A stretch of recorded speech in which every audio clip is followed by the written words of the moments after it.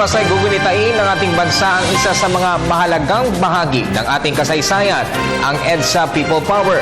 Hindi rin may pagkakalina na marami itong itinurong aral sa ating bansa, partikular na pagdating sa paglaban para sa ating mga karapatan.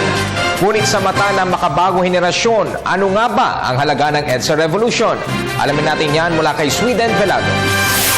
Kapag sinabing EDSA, agad nating naiuugnay ito sa malawak na kalsada, mabigat na daloy ng trapiko at daanan ng MRT. Ngunit, higit sa paglalarawang yan, ang 4 na titik na ito ang nagbigay daan sa demokrasyang tinatamasa ng ating kasalukuyang henerasyon.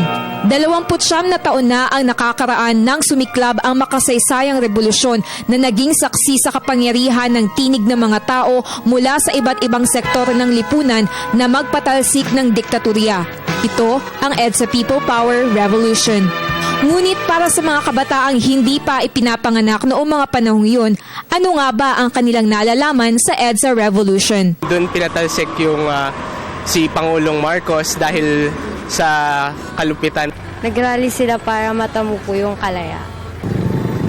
Hindi ako naniniwala dyan. It overthrew the Marcos government. So, it was replaced by the democratic government. Bagamat alam ng mga kabataang aking nakausap ang kahulugan at kahalagahan ng People Power Revolution sa tulong ng mga inilimbag na aklat ng kasaysayan at gabay ng mga guro sa paaralan, may ilan pa ring tila nakalimutan na ang dahilan kung bakit ngayon hindi na diktator ang namumuno sa ating pamahalaan.